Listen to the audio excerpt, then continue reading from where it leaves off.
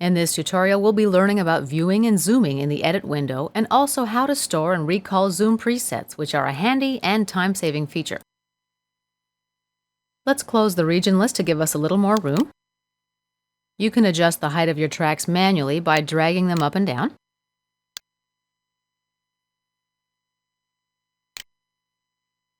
If you click this ruler, you'll open a track height selector. You can choose a number of view options, from micro up to fit to window. Extreme is even larger. This is great for detail editing. Let's go back to medium. If you want to change the height of more than one track at a time, select the tracks with the grabber.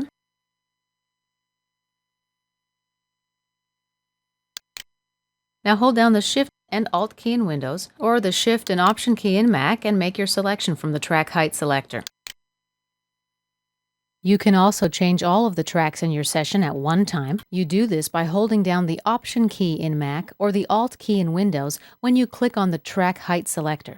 Alt or Option clicking on a command will apply that command to all tracks for many commands in Pro Tools. This is a useful shortcut for you to remember. Just another reminder that you should keep the list of Pro Tools keyboard shortcuts handy, not only if you're new to Pro Tools, but also if you're an experienced user. We click outside of our selection to deselect. Now let's talk about zooming. Here are the zoom tools. Click the zoom tool to activate it, and then click your track to zoom in. To zoom out, simply hold down the Alt key on your Windows system or the Option key on your Macintosh and click the track again. If you click and drag on a selection, when you let go of your mouse, your selection will fill up the width of your screen. When I zoom in, the magnifying glass has a plus sign on it. When I zoom out, it shows a minus sign. We've just been covering the normal zoom mode. The zooming principles in single mode zoom are the same, with an important difference. Click on the arrow to open up the pop-up selector. In single zoom mode, the zoomer is deselected after one zoom, and you return to whatever tool you were using before. Single zoom is a pretty nifty mode because you'll spend a lot of time zooming in and out of your tracks while you're editing. This mode can save you a lot of time. F5 is your keyboard shortcut key to select the zoom tool and also to toggle between normal and single zoom. You'll find that the speed and convenience of your work are really impacted by how many mouse movements you have to make.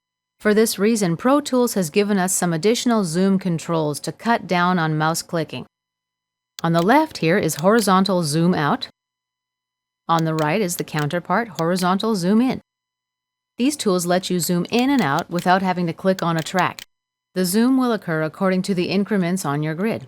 Next is the vertical zoom button for audio tracks. Click on the up arrow to get a larger graphic representation, and on the down arrow to shrink it.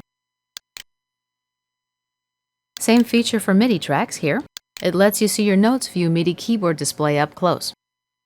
These are called the vertical zoom tools because they affect the display of audio waveforms or the vertical axis on your MIDI tracks. These numbers below the zoom tools are your zoom presets.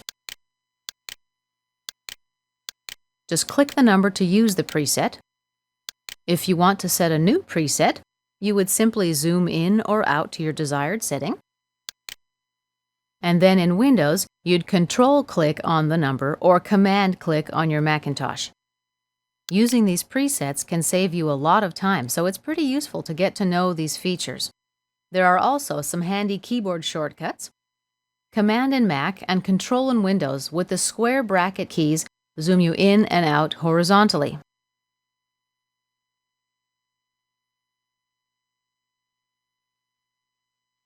The right bracket takes you back out.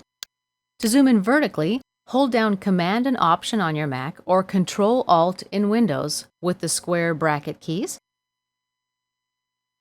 You use Command or Control plus Shift with the square brackets for MIDI tracks. You can zoom in horizontally and vertically by holding down the Command or Control key while you highlight an area with the zoomer tool.